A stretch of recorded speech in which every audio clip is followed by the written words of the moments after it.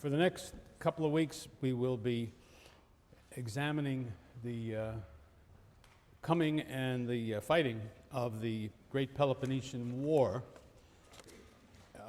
It's a subject that had tremendous importance for the Greeks themselves, and it has been one of the things that has occupied people interested in the ancient Greeks more than most things, partly because of its own extraordinary importance, but I think perhaps even more because of the fact that it was described for us by a participant, a contemporary, Thucydides, the son of Olorus, an Athenian, who by common consent throughout the millennia has been agreed upon as one of the great historians ever, is sort of the second one that we know of in all of history, but also one who is much esteemed. I would argue that right now he's probably esteemed more than he has ever been throughout the history of the world, because he's had such a great influence on thinking in the West and then in the world as well, around the world as well. Ever since the 20th century, he really came into his own as events like the First and the Second World War, to be followed then by the Cold War, seemed to observers of the time to be much illuminated by studying Thucydides' account of the Peloponnesian War, and as a consequence, his own way of thinking about history and about war and about international relations and about the behavior of human beings in the mass and a whole variety of subjects in the realm of politics and diplomacy and war. It's for those reasons, I think, that this story has been so carefully looked at compared to others in history. You know that for almost 3 decades at the end of the 5th century, the Athenian Empire fought against the Spartan alliance in this terrible war that changed the Greek world and the civilization of the Greeks forever. From the perspective of the 5th century Greeks, the Peloponnesian War deserves to be thought of, I think, as a world war. You know, it just involves the Greeks themselves, and that's not quite right. That's one of the points Thucydides makes. It drew into it other peoples other than the Greeks who were very important. The Persians were to play a critical role, and similarly the Macedonians, and similarly peoples in Sicily and in Italy. So it doesn't require much defense from the Greek point of view to think of it as a kind of a world war, a critical turning point in Greek history, causing enormous destruction of life and property, intensifying factional and class hostility, dividing the Greek states internally. It was the cause of civil wars throughout the Greek world, throughout its history and subsequently, destabilizing the relationship of classes within cities and between, and the relationships between cities. Ultimately, as we can see from hindsight, making the capacity of the Greeks to resist an outside threat much weaker, and helping to bring about a situation in which they finally did lose their independence, their autonomy. So from so many points of view, the war may be seen as a tragic event, the end of a period of confidence and hope, and I would want to stress that. If you look at the 50-year stretch between the Persian War and the Peloponnesian War, it is the great age of Greece, when so many of the things that we value in the experience of the Greeks were created and carried forward. And a period in which one sees evidence of all sorts of confidence in human capacities and the hope of what will be in the future. All of that, I think, suffered a considerable reversal because of the Peloponnesian War and began a darker time. It was a war of unprecedented brutality in Greek life, violating even the already rugged code that had previously governed Greek fighting, and breaking through that thin veneer that separates civilization from savagery. And it is actually to Thucydides that way of thinking about things is owed, certainly for me. That's when I first understood what he's teaching us to such a degree in his history, that there is just a very thin veneer that covers over the brutal, the bestial, the worst and bestial that exists in human beings, even in society, but that society is what makes that, it covers that over and permits something resembling what we would call civilization. But warfare tends to put a strain on that limiting element, which is what society gives you. Anger, frustration, the desire for vengeance increases as the fighting drags on, producing a progression of atrocities that included maiming and killing captured opponents, throwing them into pits to die of thirst, starvation and exposure. That's what happened in Sicily. And hurling them into the sea to drown, which became the practice towards the end of the Peloponnesian War. There's a case of a band of marauders murdering innocent school children. Entire cities were destroyed. The men killed, the women and children sold into slavery. I don't say there were no atrocities before the Peloponnesian War, but nothing like the concentration of them that developed, and also, I suspect, a whole new range of them also came into being. One reason being that in the past, wars had been short. And one of the messages I think Thucydides wants to give us is that the longer a war persists, the more inevitable is the sinking below the civilized levels of warfare, if there is such a thing as a civilized level of warfare, to a much more horrible way of fighting. And as I said, although the war ended over 2,400 years ago, it continues to fascinate readers today. I was so astonished. I wrote a one-volume history of the Peloponnesian War. They sold 50,000 copies of the damn thing. I was truly amazed. So was my publisher. But I think I shouldn't have been amazed, because for maybe a century now, people have been studying Thucydides and the war, or when they have not been studying, they've been hearing about it. References have been made to it by distinguished people. General Marshall referred to it in a famous quotation when he was Secretary of State. And people keep talking about it, and so the curiosity, I think, rather than the familiarity, the curiosity about what is this all about may account for this. But it's also true that if you go to, the Thucydides and the Peloponnesian War are taught in all the military academies. They are taught in all, just about, I've never heard one that didn't, in all programs of international relations, anywhere. That's one of the first books, along with the Chinese sage of warfare, Sun Tzu. Both of those seem to be typically read everywhere, and so on. And I don't think that this is just an affectation, and look at us, we read classical stuff. I don't think that's what it's about. I think it is based on a conviction, and it's supported by arguments by scholars, not classicists, that there is some continuing meaning, some continuing value, something we can learn about all of these important topics by reading Thucydides. So I want to just comfort you for the burden I've laid on you in giving you that book and all of this stuff to read. You're not wasting your time. That's what I'm trying to tell you.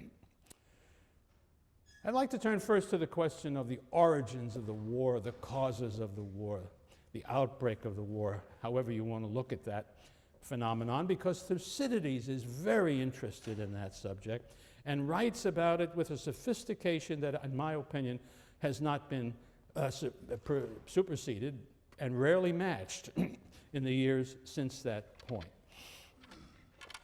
Thucydides' whole first book, really, is about that subject. How and why did that war come about. And that's a subject I just think is immensely interesting and important, because we should face the fact that the history of civilized mankind is almost the history of warfare. There's nothing more typical of human societies than that they are organized to fight wars and do so. So, and I think by the 20th, 21st century, we ought to have come to the conclusion this is a bad thing.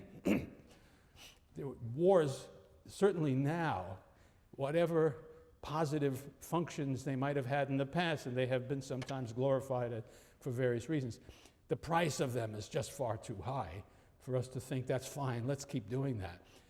So the problem, why do wars happen and how can they be avoided, strikes me as important a question as there is. And Thucydides, I think, gives us some food to chew on as we think about that.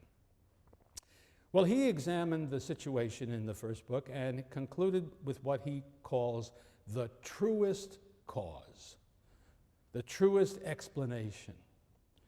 Although, I'll quote him now, the truest explanation, although it has been the least often advanced, I believe to have been the growth of the Athenians to greatness, which brought fear to the Lacedaemonians and forced them to war.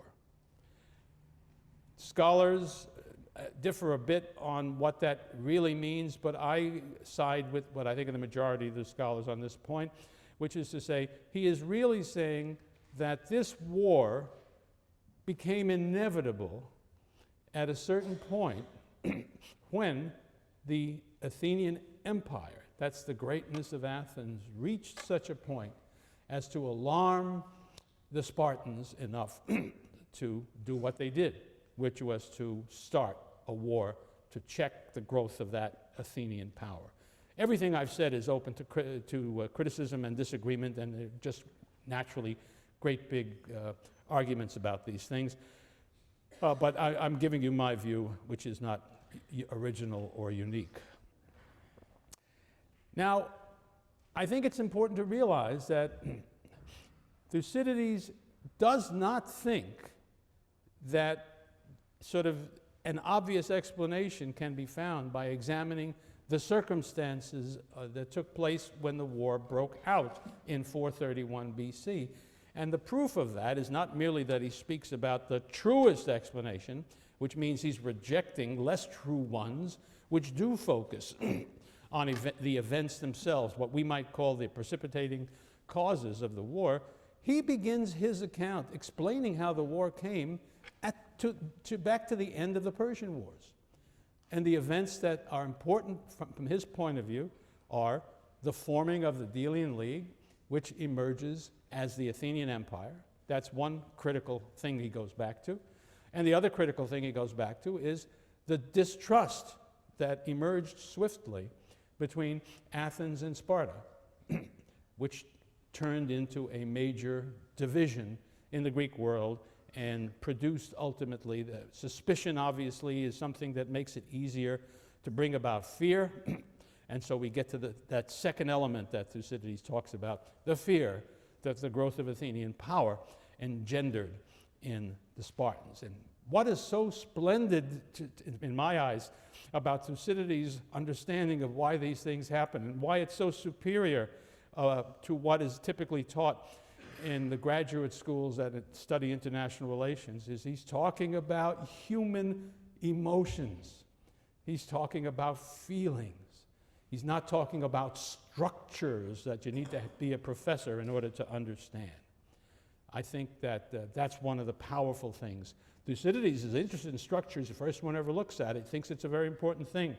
But when he comes down to explaining why nations go to war, he looks at the feelings that the people involved have.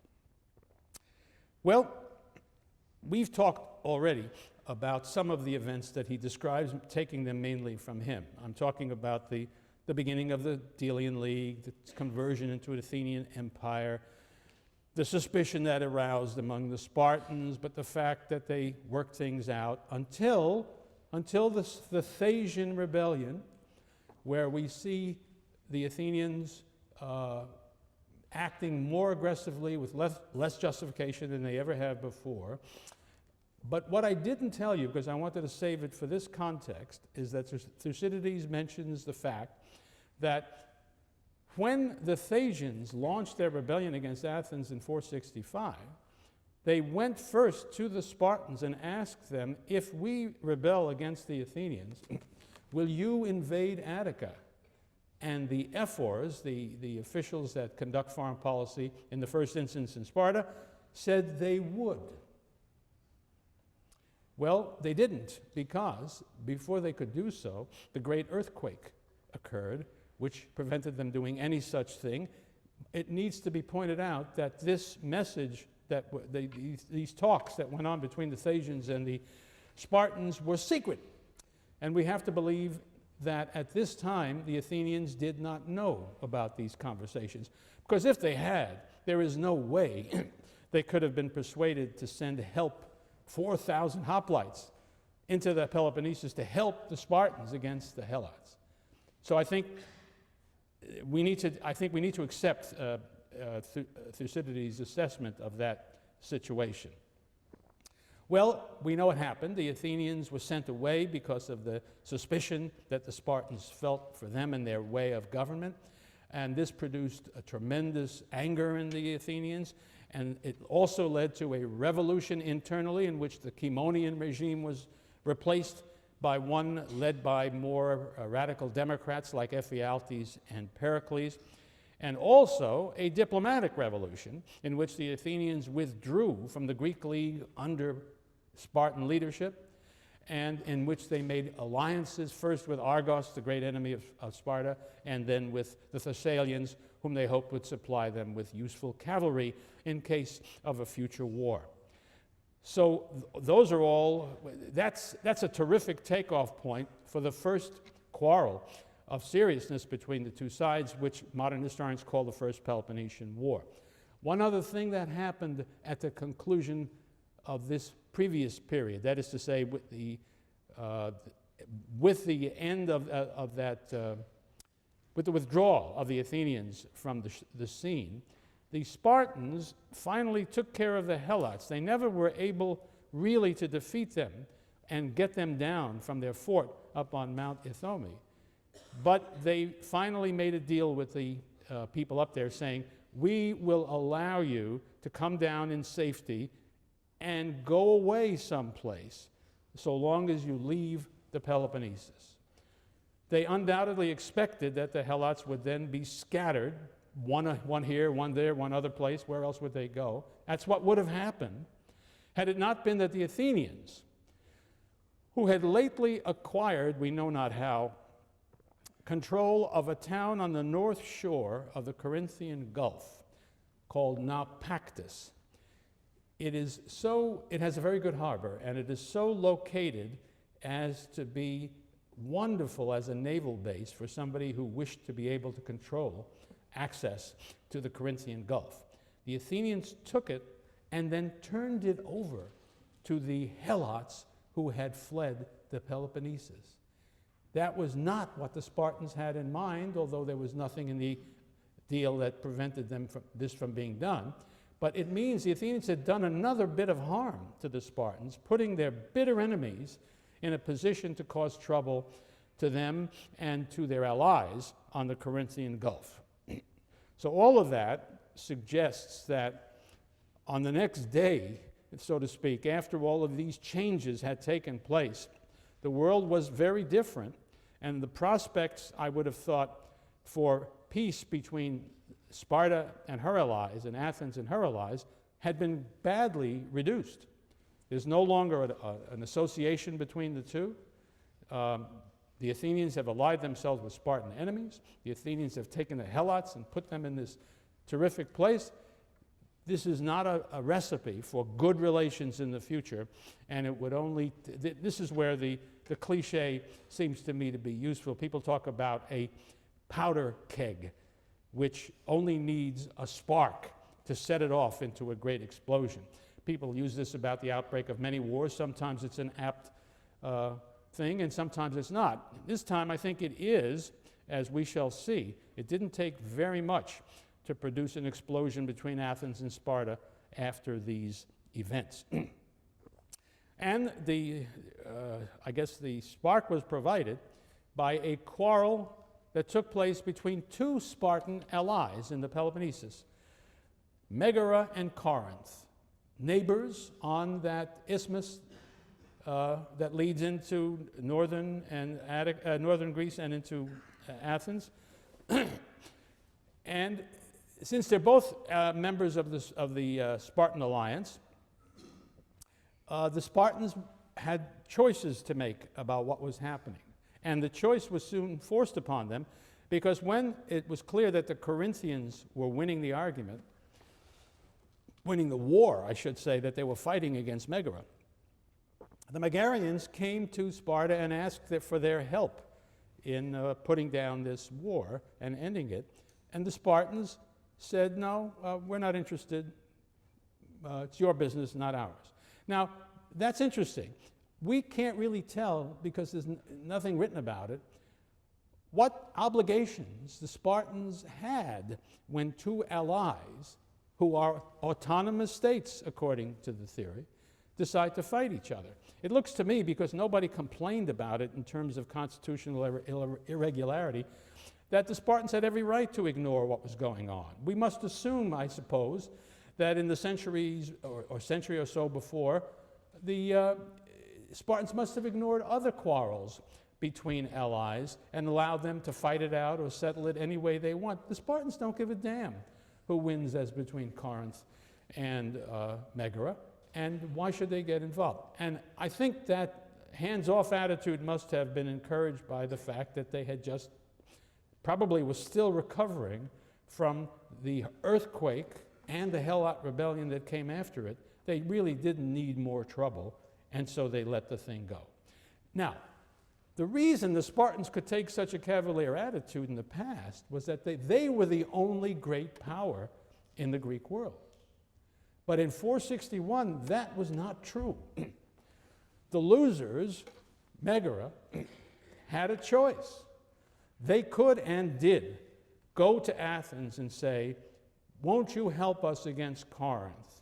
If you do, we will leave the Peloponnesian League and join the Athenian side. Now that is brought about, as I say, by the new circumstances. This is one of those places where those of us who remember the Cold War are immediately struck by similarities. There were troubles all over the world, so long as it was known that NATO was on one side and the Soviet Union and Warsaw Pact was on the other. All kinds of places that neither had any interests in would call on, when they were in a war or some kind of a fight in their own places, Africa, for instance, they would go to one side or the other and say, help us, or we will seek help from your enemy. And that confronted each side with a hard problem. I don't give a damn what happens in country X, you might say, but I don't want the Russians there, and vice versa. This is the kind of problem that one sees in this situation. So the Athenians were confronted by an extremely tough decision. I want to try to communicate to you my sense of how difficult the calls are in this situation. Now, one natural reaction would be this, it seems to me. Why in the world should we accept this defection from the Peloponnesian League? Because it's bound to anger the Spartans and very likely bring us a war with the Peloponnesians, which is a very hard thing to face. What do we care about the quarrel between Megara and Corinth? The opposite assumptions would be, no, we don't care about who wins between Corinth and Megara, but we do care about having Megara on our side, because if we control Megara, if the Megarians are on our side, Megara is situated on the side of the isthmus right next to Athens. And more than that, there's a mountain range that runs through Megara that makes it very difficult for somebody to make his way through that territory if they are opposed by military force. In short, with the help of the Megarians, the Athenians could cut off access to Athens and probably, for the most part, to central Greece, to the Spartans. Let me put it more sharply. The Athenians could feel invulnerable to a Spartan attack if they could control Megara. Now, they would have to know that if they took this offer, it might bring a war with Sparta. But there would have been plenty of Athenians who would have thought that is going to happen anyway. The only question before us is, do we want to have a war with Sparta on these wonderfully positive conditions, or do we want to fight it in the old way, in which we have no way to stop the Spartans from marching into our territory and destroying our fields, and in fact, defeating us, because the Athenians as yet had not built walls connecting Athens with the port of Piraeus, so that the Spartans could cut the Athenians off from their port just by invading their territory. And as we know, the Athenians do not produce enough food to feed themselves. So these would be the thoughts that were going through the minds of the Athenians. And notice the critical element in your decision, it seems to me, is your prediction about what is likely in the future. If you think there really is not a danger of a war with Sparta, why bring it on? But if you think there is a real danger of a war with Sparta, why leave yourself vulnerable to the Spartans? Whichever call you make, there are dangers and uncertainties at the other end, in which I simply say, welcome to the real world. It's almost always that way. And it's a beautiful lesson in how real those hard decisions are. Well, the Athenian decision was to take Megara into the Athenian alliance and to take the dangers that went with that. And to make their task easier, they built long walls connecting the city of Megara with the port of Nisaea on the Gulf, the Saronic Gulf, which is where Athens is located as well, and also to gain control of the town of Pegae, which is on the, I guess I'd say, the northern side of the isthmus, and to fortify and put forces between there. In other words, to build a barrier to Spartan capacity to move into Attica. That was the great gain that they made of it. One of the great prices they paid, Thucydides says this in his own voice, this, he says, was the beginning of Corinthian hatred for Athens. It is a fact, if you look at Corinthian and Athenian relations in the past, we don't know a lot about them, but what we know suggests that they were not unfriendly. They did okay, no problems really between them, but from now on, you're going to have tremendous trouble with Corinth. And this, as you know from reading your Thucydides and your textbook, Corinth will play a critical role in 431 in bringing on the Peloponnesian War that is the Great War. So that was one of the prices the Athenians paid for this decision. Now, if you apply Thucydides' judgment to the Great Peloponnesian War, and you to forget that, apply it to this situation, it seems to me to ring very, very true. He said, you remember, that the growing power of the Athenians caused fear among the Spartans and led them and forced them to war. Well, there's no question that the Athenian power has grown. These alliances that they have just made and this new geopolitical advantage they have gained through their alliance with Megara suddenly make Athens much more formidable. And there's no question that the Spartans become fearful about that, and ultimately, as we shall see, fearful enough to join in a war against the Athenians. So I agree with Thucydides if you're talking about the First Peloponnesian War, but that's not what he's talking about. When we get the one great question that I would like to confront when we get to the big war is, does it work? Does his evaluation work for the big war? I should warn you at once that most scholars throughout the years have accepted Thucydides' explanation and interpretation of the Great Peloponnesian War, and I don't. So be careful. He was there. He knows much more about it than I do, and he's much smarter than I am. So if I say he's wrong, I better have a good case. That's all I can say. Well, not much. We need not say very much about the war in detail. Essentially, the Athenians took the initiative, and in a general way, when they fought battles at sea, they won. When they fought battles on land, they didn't. No great battles were fought for a couple of years. The fighting took place in and around the eastern Peloponnesus, for the most part, and nothing decisive happened. Then we get down towards the year 457. I keep warning you that the dates here are uncertain, but these are sort of consensus dates, although we don't have certainty. The Athenians received an invitation from a ruler in Egypt who wanted to launch a rebellion against the Persian Empire. And he invited the Athenians to send a force to help him. The Athenians agreed to do it. And according to Thucydides, they sent a fleet of 200 ships for the purpose. That's an enormous fleet up to this point. The Athenians by now have a fleet that's bigger than that, and they can afford to do it. But I want you to understand this is a major undertaking. Now, why did they do it? They do it because the opportunities in Egypt are tremendous. Egypt is the greatest grain grower in the Mediterranean area, and we know the Athenians are always interested in sources of grain.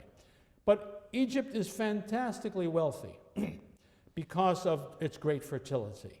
And so the Athenians, if they can gain a share of that wealth, will, of course, profit from that.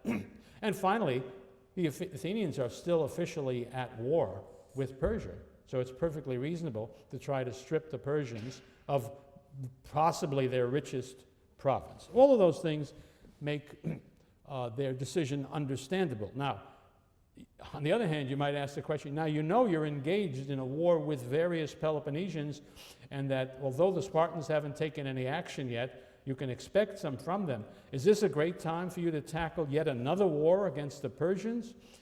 Well, they thought so. And I think it's evidence of the tremendous confidence that the Athenians had acquired by this time. And as we shall see, it was overconfidence.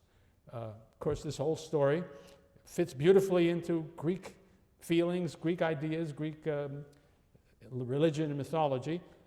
This will be a beautiful example if Herodotus were writing the history instead of the very, very, I want to say atheistic Thucydides. I'm not sure he was an atheist, but he was certainly very, very skeptical. Herodotus would have been talking about hubris all over the place, because that's the kind of situation that we have. But let's forget about that Athenian force in Egypt for the time being, and let's look at what the situation is in the year 457. We have a wonderful piece of evidence, rare piece of evidence, actually an inscription from that year, which is a part of a dedication, a funeral dedication from a single Athenian tribe, in which they list the war dead from their tribe by where they fought and died. And they're proud of this. I mean, of course, they're proud of the heroism of their men, but they're proud, I think, also about the range of places that they're fighting, unheard of, unexampled in all of Greek history. Egypt, Phoenicia, Haliace, which is a town in the northeastern Peloponnesus, Aegina, the great island that sits in the Saronic Gulf opposite Athens, Aegina being a great traditional enemy of Athens. and Megara, of course, as you know. So here they are fighting battles in all of these places at the same time. It's a kind of a ape man pounding on his chest to show how great he was. A piece of arrogance, you might say, calling for vengeance by the gods. But no vengeance came right away. Instead, another victory. Aegina, the island of Aegina, was taken by the Athenians. Aegina had been a great naval power, so here was a naval power taken away from the enemy and added to the Athenian side. They now have, without question, although they've had it really before, command of the seas. Nobody can withstand them at sea. And they now have complete security from their northwestern frontier because of the Megarian alliance. And that's not all that happens. Finally, moved, I would guess, in part by seeing all of this happening and worrying desperately about the growing power of Athens, Sparta took action. I think they were moved specifically, the critical element that was an opportunity presented to them by a small region in central Greece called Doris, D-O-R-I-S. It's the root of the word Dorian. This is theoretically the ancestral home of all Dorians. So they obviously had friendly relations with the Spartans. The Dorians were having trouble with some of their neighbors, one of the standard quarrels between neighbors in the Greek city-state world, and they asked the Spartans to send a force up to help them. I'm not sure that the Spartans would have done so in the normal course of events, because it does mean that they have to get up to central Greece. Now, when you think about that, given what the Athenians have done in Megara, they can't do it in the usual way by walking.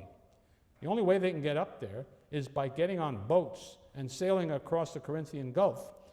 But if the Athenians or those Helots who are occupying Naupactus are aware of that, they could very well be taken at sea and have their army destroyed as that fleet is sunk. They have to sneak across if they're going to go that way. I want you to understand how unlikely is that undertaking in a normal situation. But what I think makes it not so normal is something that Diodorus of Sicily tells us that Thucydides doesn't mention, which is at that moment the Thebans, the leading city of Boeotia, which had ambitions of its own, always wanting to gain complete control of Boeotia and always having some Boeotian cities hold out against them, they saw the opportunity to get the Spartans to help them out. And so they told the Spartans that if they would come and assist them in gaining control of Boeotia, the Boeotians would join them in an attack on Athens. And so I think it was that made it possible for the Spartans to agree and to act. They do so. They take an army much more than they need to deal with the Dorian problem. They slap that down right away, and then what do you know? They come marching down to the Athenian frontier with Boeotia, to a town or place near a town called Tanagra. The Spartans, of course, were able to sneak across the Gulf of Corinth. You may ask, why were the Athenians and the Helots so sleepy? It never occurred to them, is what I say, that the Spartans would ever do a thing like that. And so there they were. A battle is then fought. I mean, we're talking about large forces now. The Spartans send 11,000 men. That's a very big, they don't have 11,000 men, I mean, of their own. Spartans and their Peloponnesian allies go up there. And now they are put together with Boeotian forces. Boeotians are very good fighters. The Athenians send their army out to the frontier to meet them. It's the greater part of the Athenian army. This is a very big battle by Greek standards. And the result is almost a standoff. The Spartans technically win. And that means that they were able to command the field after the fighting was over. put up a trophy, collect their own dead. The Athenians, of course, were required to come and ask them for permission to collect their dead. So there wasn't any question, if you follow the rules of hoplite warfare at the time, who won. The Spartans won. But if we think of it from the standpoint of warfare, and you ask about what were the strategic consequences of the battle, that's how today we would say who won that battle. It was a standoff, and I guess you could say the Athenians won, because the purpose of the Spartans was to defeat the Athenians and to compel them to abandon all the things that they were doing and had done. And in this they failed, because they had suffered heavy casualties in the fighting and were not in a position to renew the battle and to force the Athenians back or to crush the Athenians in fighting. The Spartans simply marched back into the Peloponnesus. The Athenians were in no condition to stop them. So that was that.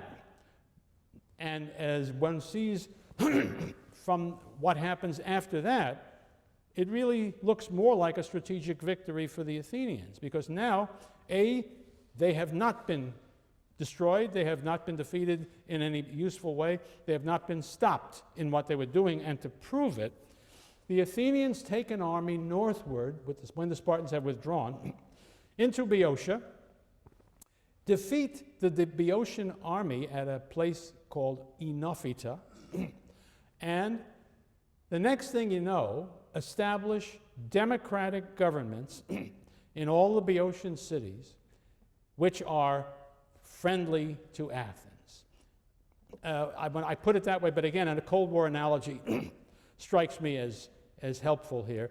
In the same way as wherever the Soviet army was victorious, whatever land they occupied, there was a communist government set up whose function was to be a tool of the Soviet Union. I don't claim that that's exactly what it was in the 5th century. It's a much more simple and less sophisticated world.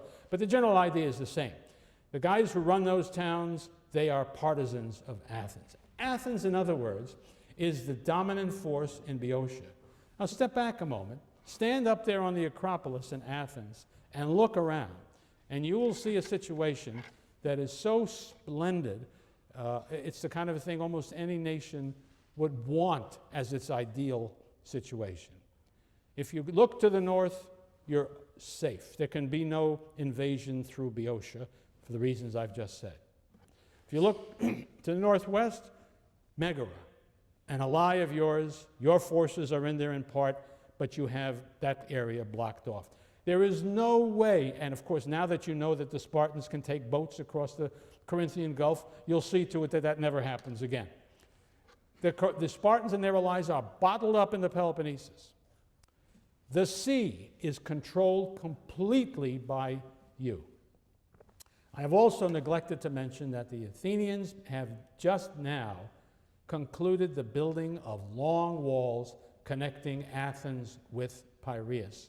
So even if somehow, hard to imagine as it is, the Spartans got into Attica, the Athenians need not fight them and need not give way to them, because nobody knows how to take walled cities very well anymore, and the Spartans never learned how to do it. So if you look at it from that point of view, until somebody invents an airplane, Athens is absolutely invulnerable. And they still have a 2,400 year leeway, 2,000 years before anybody invents an airplane. So this is an amazing moment where you could readily think, we are invulnerable, we are safe, we can do what we like with impunity. I think this is a very important moment in Athenian and in Greek history. I think there were Athenians who never got over remembering that's what we achieved, that's what we can achieve, that's what we must aim for in all future circumstances. And when we get into the Peloponnesian War, and there come moments when it seems possible that the Athenians can make a negotiated peace with the Spartans that's okay in the war, and they turn it down, I think people, Thucydides and others, suggest that they're just out of their minds. Maybe they are, but they have something they can focus on, a memory of how it once was and how it might be again. Well, the gods are not going to put up with this. You and I know that. The Athenians suffer a terrible reverse that begins to undermine their situation. In Egypt, there is a terrible disaster. They lose. The Persians defeat them. There's a great argument about how many ships they lose, but whatever it is, they lose a lot. They lose a strategically significant number. The disaster is so great as to cause a whole rash of rebellions in the Delian League or the Athenian Empire, whatever you want to call it. And the Athenians will be occupied with trying to put down these rebellions for some time. The situation, by the way, the probable date of this defeat is probably around 455, because it's in the following year, and this date is a good date, 454-3, that the Athenians decide to move the treasury of the League from Delos to Athens, up on the Acropolis in the back room of the Parthenon, which they will be building very shortly. And another important point about that is, up to now, all money put into the League treasury was being used for supporting the Navy, and ostensibly for League purposes, usually for League purposes. But as we know, the Athenians could also use it for their own purposes, as they did at Thasos. But still, only for ships and men. Now, the Athenians institute a new policy. And I think, whatever you think about anything before this, when the Athenians do what I'm about to describe, they surely have made this an empire, no longer anything like a voluntary confederacy, because they take 1/60th of what is put into the treasury every year as a donation to Athena, which is another way of saying to Athens. They are now collecting a profit, a tax, from the League members, which they, as we shall see, there will be an argument about how this money is to be used. They will argue, it's our money, we can use it any way we want to. So that's two things going in two different directions. On the one hand, all the trouble that they have in the League. It leads them, however, to change the character of the League in a very significant way. Well, things are so difficult, the problem of fighting the Spartans now is so serious, that the Athenians recall Cimon because they would like to make peace with the Spartans, and they know Cimon is just the man to do it, as no one else can. And so he comes back. Oh, well, I should back up a second. There was some talk about Cimon coming back earlier, but he certainly comes back in 451 because his 10 years of ostracism are over. And it's now that he negotiates a 5 years truce with the Spartans, with the understanding that the purpose of the truce is to allow negotiation to go forward to bring about a long-term peace agreement between the two. Cimon achieves that, and to show you how ostracism can work, he is immediately elected general. It's as though he had never gone away. And being Cimon, he immediately turns to an activity that's a continuation of what he did before he left. Namely, let's go fight Persians. And so he takes a fleet and sails to Cyprus, which is part of which is in Persian hands, fights a battle against the Persians, defeats the Persians, but has the bad fortune to be killed. And so Cimon is now removed from the scene in Athens. I think this is a significant thing because it means that the only individual politician who had the kind of support, the kind of charisma, the kind of backing that could challenge the new important leader in Athens, Pericles, is gone.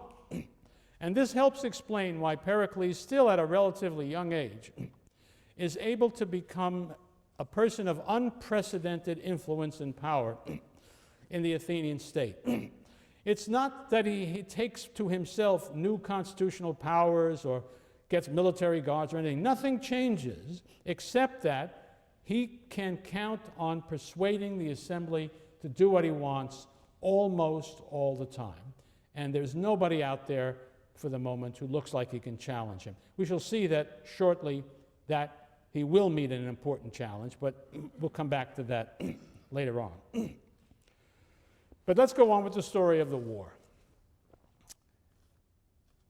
In 449, 2 years after the truce was negotiated, we find Sparta attacking the city of Phocis, the polis of Phocis, again, up in central Greece. They must have, again, we don't know how it was that they found their way up there, but they did find their way up there. And they took back control of the Delphic oracle from the neighboring Phocians, who had, over the years, they had frequently tried to gain control of the Delphic oracle from the priests. And it was on behalf of those priests that the Spartans fought. They defeated the Phocians and went home. 2 years later, in 447, the Athenians send an army up there. The Athenians are allied to Phocis, and they once again take back the Delphic oracle and give it over to the Phocians. These are signals that the truce is not really working, that the two sides are not finding a way to live together peacefully for the future. And sure enough, in the year 446, a series of events occurs that upsets the peace and the balance that the Greek world had found for temporarily. First of all, there is an oligarchic rebellion throughout the cities of Boeotia. And of course, they drive out the pro-Athenian democratic regimes, and suddenly Boeotia is a hostile place, no longer a friendly place, one from which the Athenians can expect trouble. There's a big argument in Athens as to what should we do. Pericles says, let's not do anything. We really can't afford to engage in ground campaigns against serious opponents. We tried it, but we can't keep Boeotia. We'll just have to let the Boeotians go. Against him was a general, an Athenian general. Sometimes I'm astonished by the names that crop up in Athenian history. You wouldn't dare do it. You wouldn't invent names like this if you were writing a novel because people would laugh. This guy's name is Ptolemaeus. It comes from the Greek verb tolmao, which means to be bold, to be daring. That's what he is, bold and daring. He marches an army into Boeotia to get the place back for the Athenians. In other words, he defeated Pericles on this issue because he couldn't do that without getting the assembly's approval. But the Athenians must have been mad too and said, well, let's go beat those Boeotians up and force them back into our control. Ptolemaeus runs into a terrific defeat, suffers extremely heavy casualties by anybody's standards, and Boeotia is lost for good. The battle, by the way, in which Ptolemaeus is killed is the Battle of Chaeronea, Coronea. Athens is now driven from central Greece, and that glorious picture I painted for you has been marred by a hostile force on the northern enemy. But that isn't all that's happened. Seeing that the Athenians were troubled, were weak, were vulnerable, and can be beaten, suddenly all of the unhappy folks that were around took advantage of the opportunity. On the island of Euboea, to the east of Attica, there is a rebellion. This is really deadly, even from Pericles' point of view. He cannot permit rebellions in the empire, on islands. It threatens the control of the sea. It's not just that he can't have Euboea be independent. You cannot let rebels in your empire succeed because it encourages other rebellions. And they've just been through that. They've had to fight their way through a whole rash of rebellions after the defeat in Egypt. So Pericles personally takes an army and sends it, and takes it, I should say, to Euboea. And while he is gone with his army off in Euboea, remember with Boeotia now hostile, there is a rebellion in Megara. This alliance with Megara was always a very iffy thing. We should remember two things about the past. One is that Megara and Athens have been bitter enemies for centuries. So the alliance was an unnatural one, the product of momentary agreement. But there would certainly have always been lots of Megarians who were against it. And so seeing an opportunity, these guys would have moved. And the other thing is that the Athenians were, of course, being distracted, and their forces were sent off someplace else. So now Pericles realizes how dangerous this is, because if Megara succeeds in the rebellion, which it does, now they have no protection from a Spartan invasion, which they need to expect. And that is indeed what happens.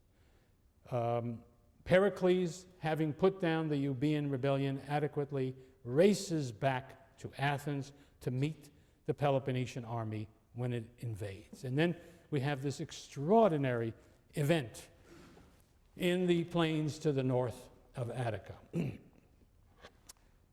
Spartans invade. Pericles leads the Athenian army out to meet them.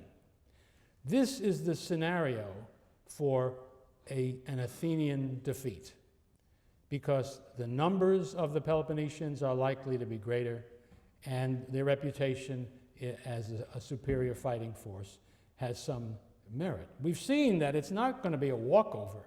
We've seen that the Athenians are capable of putting up one hell of a fight, but they can expect not to win, is the way I see it.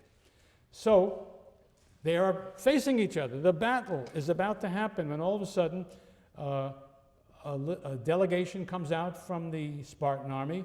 Pericles goes out to meet them. They have a little conversation. They all go back to their armies.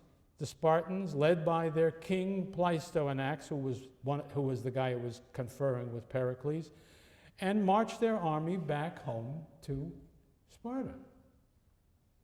They declare that they have agreed upon a 4-month truce for the purpose of negotiating a permanent peace. What in the world is going on here? Well, the Spartans receive the news in a complicated way. The first reaction is fury against Pleistoanax. Why didn't you clobber those Athenians when you had them finally sticking their heads out there for a battle? And they finally take action against him and against his advisor, a certain Clearidas, and send them off to exile. So angry are they at this lost opportunity. But after all, if that's all there was to it, there was nothing to stop them from marching into Attica again and either fighting against the Athenians or at least doing terrible harm to the farms and the houses of the Athenians out in the country, which at the very least would make the Athenians unhappy and might force them to come out and fight. Why didn't they do that? But they didn't. And I think that's evidence, well, it's evidence of two things. There was a very special opportunity that Pleistoanax had lost, namely everything was falling apart on all fronts in Athens at the moment when the battle was available. On the other hand, they've been put down. Euboea is quiet and the Athenians have adjusted to everything else. Still, what I said in the first place is still true. They could come in and force that fight if they wanted. Why didn't they? I think the answer is because Pericles had convinced Pleistoanax of something that was essentially true, and that the Spartans, when they had time to cool down, could see that there was some reason for doing this. And it was this, that what happens if we fight? Look, we only fought each other a little while ago, and what happened then? Well, you beat us, but you didn't clobber us. You took a lot of casualties, and you weren't able to exploit it. That is even truer today than it was then, because if you defeat us, what do? We'll run back to our walls, we'll go through our gates, and you won't be able to lay a pinky on us. And we don't have to fight you if we don't want to, because we own the fleet that dominates the sea. We have the money from our allies that pays for the fleet. As long as we have control of the sea, you can ravage our country all you want to. We can get all the grain we need through imports. So what are you going to do then? You'll have taken casualties for nothing, and you still won't be able to compel us to do what you want. I think that's the argument that Pericles must have given to Pleistoanax. Pleistoanax's whole career suggests he was not a man eager for war, and he was glad to have that opportunity to avoid it. But remember, the Spartans could have overdone that, and they didn't. And I think it shows you that this was an argument that had some reality and had some appeal. So that 4-month truce was successful. It led to the negotiation of a peace between Athens on behalf of its allies and Sparta on behalf of its allies, the 30 years peace, which is concluded over the winter of 446-445. The arrangements of that peace are that Athens would give up all of its holdings on the continent, that is to say, outside the Aegean Sea, except Naupactus, which they would continue to leave in the hands of the Helots. In tacit recognition, nobody formally did it, but the point is they let the Athenian allies be included in the Athenian decision. That meant the Spartans recognized the legitimacy of the Athenian Empire. Then they had a few rules meant to prevent the outbreak of war in the future, and like most of these peace treaties who decide to try to prevent war in the future, they basically look back to how this war started and try to prevent this war happening again. For instance, this war came about because the ally of one side changed sides to the other. That was forbidden under the new treaty. And somebody must have thought, yeah, right, but what if there's a neutral state that wants to go from one side to the other, and what if that state has significant strategic importance? Wouldn't that test the peace at all, or would it? And they concluded it wouldn't, because they said neutrals were free to join either side. So in other words, if a neutral joined one side, nobody could say, okay, that's a cause for war, because it wasn't. And finally, the most remarkable, and I believe original, absolutely original idea of its kind ever.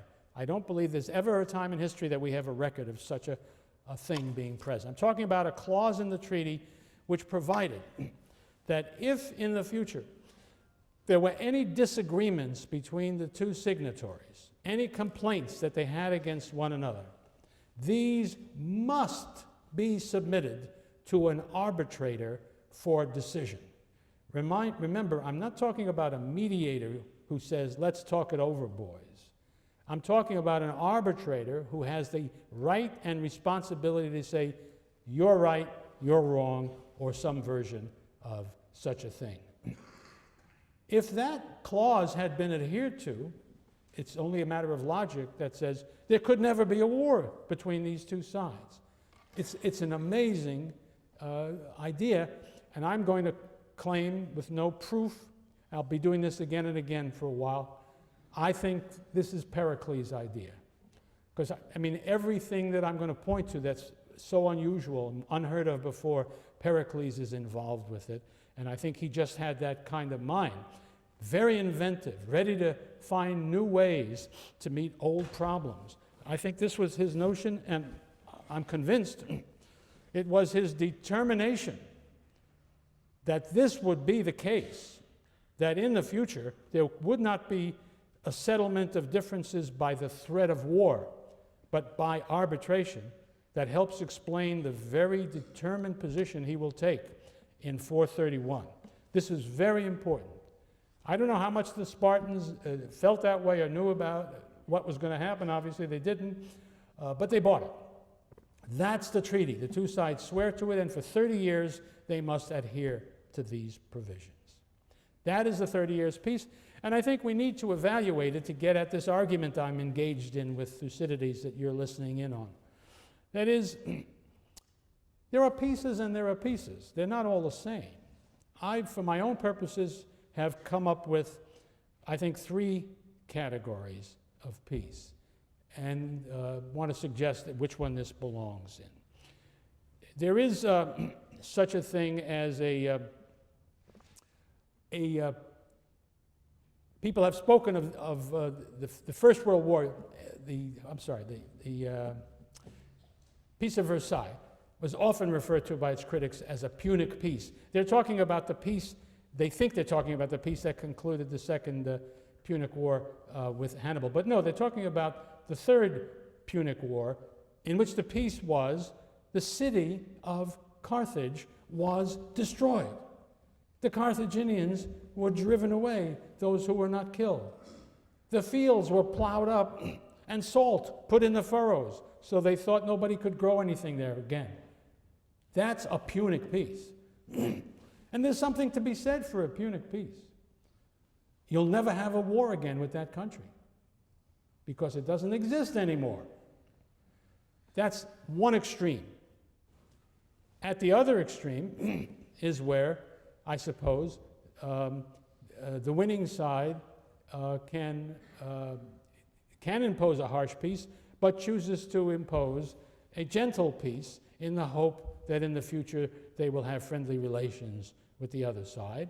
And so they trust the other side, even though it's not destroyed, to be good. And if there are such examples of such things, they're usually a case where the defeated side has been so weakened that it's highly unlikely in the future that they will be a problem. Another, then there's the kind of let me back up a step.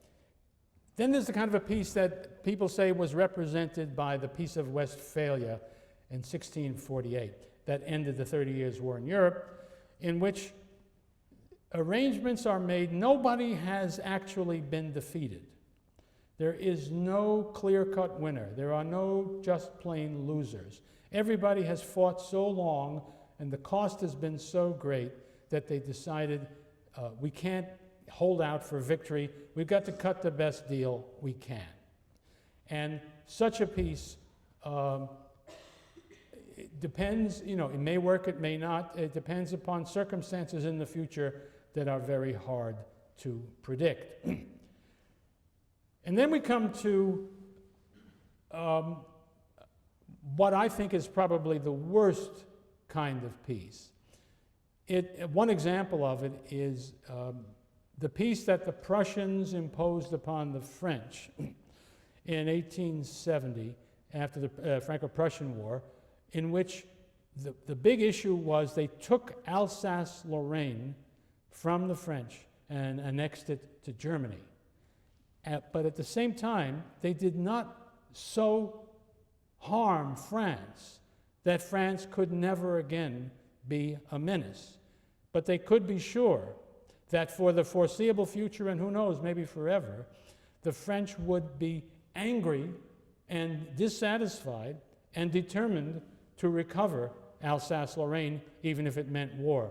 And that was true to a degree, although we need to be aware that the best evidence we have is that by 1914, the French actually had pretty well given up on Alsace-Lorraine, although people kept talking as though that's why the French went to war. Well, it wasn't true.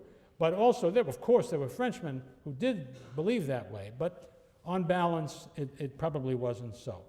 I suppose the best example of that unsatisfactory peace, though, is the peace that ended the First World War, the Peace of Versailles, where the Germans were treated very harshly in their own opinion, although much harsher solutions were available that were rejected. But also, they lost a lot of territory and had a lot of restrictions put upon them. But also, there was no permanent harm that guaranteed that Germany would not be able, when it recovered from the war, to reverse that decision. That is the same kind of thing. Terrible situation in which the defeated power is totally dissatisfied with the peace and is in a condition down the road to be strong enough to break it. Now, where does the 30 Years' Peace fit in here? Closest analogy, in my opinion, is Westphalia. I think that the two sides had both found this a very unpleasant, uncomfortable war, producing dangers and risks that neither had ever anticipated, and that the forces who were in control at the time that the peace was made felt it just wasn't worth having a fight to the finish for the gains that could be made. And so this is the key thing. If that is true, then peace was possible. Then the Peloponnesian War that follows is not inevitable.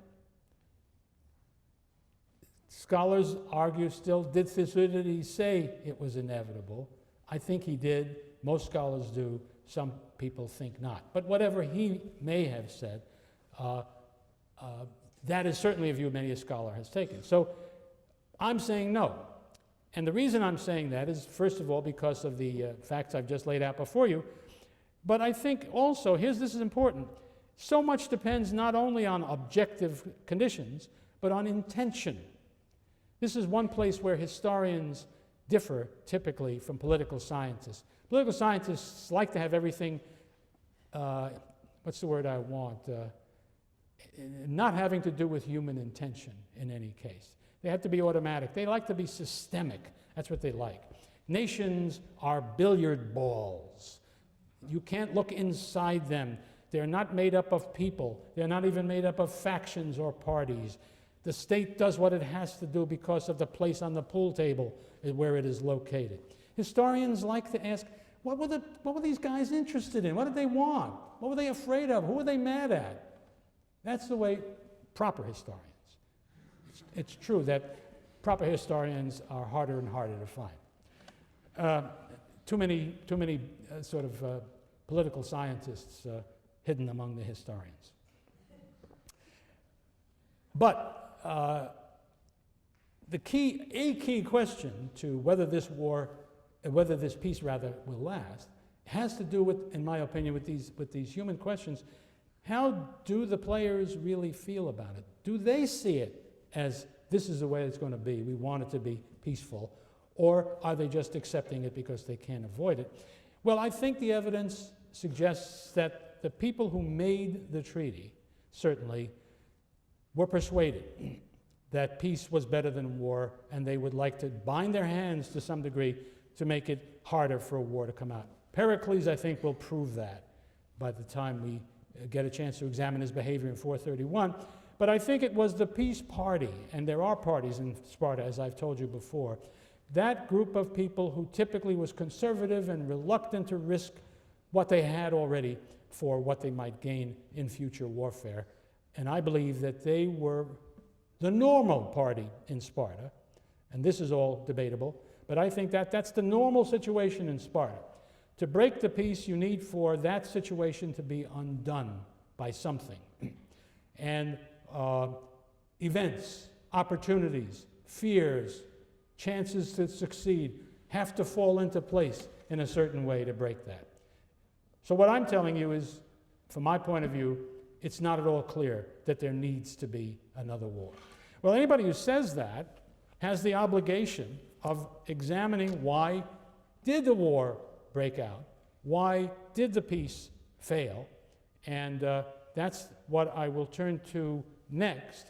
I will examine the years between 445 and 431 in which the peace is tested to see whether it really had any viability before it failed. We'll have a look at that next time.